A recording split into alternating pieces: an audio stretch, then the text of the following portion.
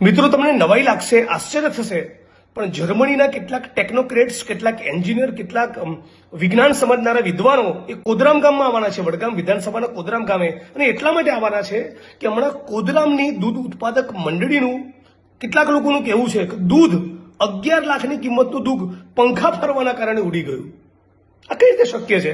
એટલે જર્મનીના, દેશ દુનિયાના, યુરોપના બધા એક્સપર્ટ્સ, બધા તજજ્ઞો, વિજ્ઞાન સમજનારા માણસો, એન્જિનિયર્સ એ બધા કોદરામાં આવવાના છે અને દૂધ ઉત્પાદક મંડળીનું સ્ટડી કરવાના છે, ડેરીનો સ્ટડી કરવાના છે. કારણ એવું કયું ગણિત કામ કરે છે, એવી શું ટેકનોલોજી છે, એવા કયા આધુનિક પંખા છે કે એવા પંખા ફર્યા કે ખેડૂતોનું, દૂધ ઉત્પાદકોનું, મારી બહેનોએ, કોદરામ ગામની બહેનોએ કાળી મજૂરી કરીને આંચળ વહેલી સવારે પશુઓના દોઈને જે દૂધ ભરાયું એવું 11 લાખની કિંમતનું દૂધ પંખા ફરવાના કારણે ઉડી ગયું અને ખેડૂતોનો નફો, દૂધ ઉત્પાદકોનો નફો એ સાફ થઈ ગયો.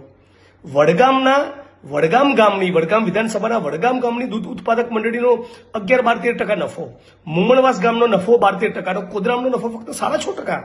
તો લોકોએ પૂછ્યું કે અમારો નફો ફક્ત 6.5% કેમ? અમે પણ દૂધ ભરાવીએ છીએ.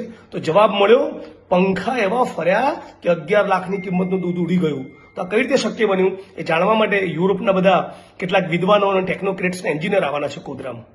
ચોરોનો ઓળખી લો હવે. અને હું તો સરકારને અપીલ પણ કરું છું કે આ ટેકનોલોજીનો ઉપયોગ આખા વાવ, થરાદ, સુઈગામ પંથકમાં કરો. હજારો લાખો લીટર પાણી લોકોના ઘરમાં, લોકોના ખોરડામાં, સ્કૂલોમાં, આખા વિસ્તારમાં ભરાયેલું છે. તો પાણી પણ ઉડી જાય. જો 11 લીટર દૂધ ઉડી જતું હોય તો 11,000 લીટર પાણી પણ ઉડી જાય. અને મારી નરેન્દ્ર મોદીને, માનનીય પ્રધાનમંત્રીને વિનંતી અને અપીલ છે કે આ ટેકનોલોજી, આ ખાસ ટેકનોલોજી જે કોદરામની આગવી ઓળખ છે એ દેશની બહાર જવી ના જોઈએ, એને સાચવી લેજો.